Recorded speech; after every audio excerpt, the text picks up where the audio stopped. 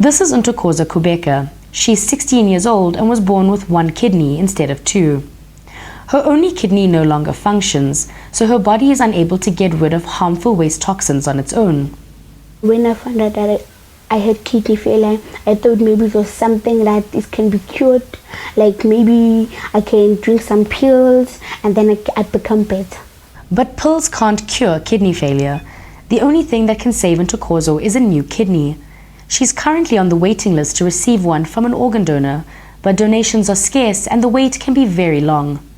Currently, we are transplanting less than 5 per million of the population. In our unit, we find that people wait between 3 to 5 years.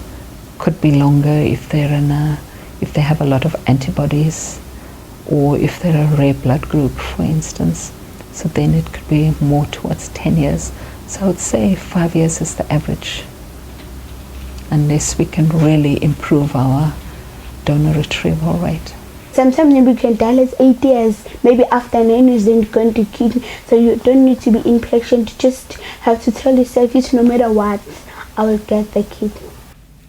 While waiting for a new kidney, Ntokozo relies on this dialysis machine to keep her alive. She connects herself to her machine at 8 o'clock every night and needs to be connected for 12 hours so that it can perform the function of substitute kidneys. It takes her over 40 minutes every night to carefully go through this routine of connecting to the machine. I'm using the machine every day. I love my machines because it's my kidneys. Ntokozo attaches herself to the machine through a pipe in her stomach that links directly to her kidney. Cleansing dialysis liquid will be pumped into her stomach through the pipe, and her stomach lining will do the job of a filter. The waste and toxins will pass through this lining and out through the pipe into the bag on the floor that's collecting the waste liquid. So when one does dialysis, what you're trying to do is help the kidney to get rid of these waste products. Every morning when Ntokozo wakes up, these bags are full of the waste liquid that the machine has removed from her body. This daily dialysis routine is hard work, but for now it ensures that Ntokozo stays alive. She is one of the lucky few who can rely on dialysis to keep her alive while she waits for a new kidney. There are thousands of people who have kidney failure in South Africa who remain untreated because there aren't enough dialysis machines. With the current deficit in dialysis treatment and the shortage of organ donors, many people are dying.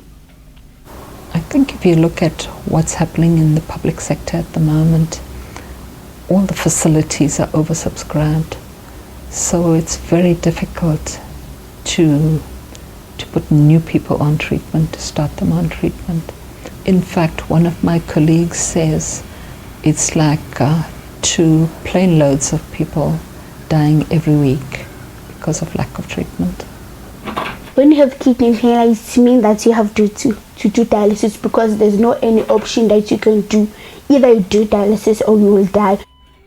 Sometimes I think about death, but usually I know I will not die if I'm doing the dialysis the right way, if I'm not cheating the dialysis. If I cheat the dialysis, I cheat for myself. It's my life, it's my responsibility to do the dialysis.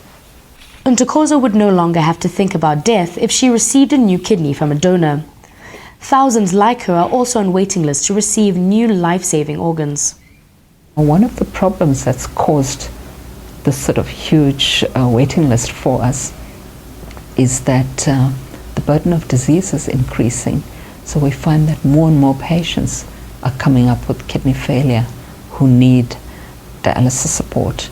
And secondly, the number of transplants are declining every year, and that's because we find that both the living donor transplants from family and friends as well as deceased donor transplants are decreasing in numbers. It's because some people may give up in life with, I have kidney failure, I'm no longer important. People should know that if you have kidney failure, it doesn't mean it's an end of the world. You can still get a donor and be a normal person again. It doesn't help to be buried with your organs or cremated with your organs. Try and help many people with it, and one donor could help multiple numbers of people to have a better life.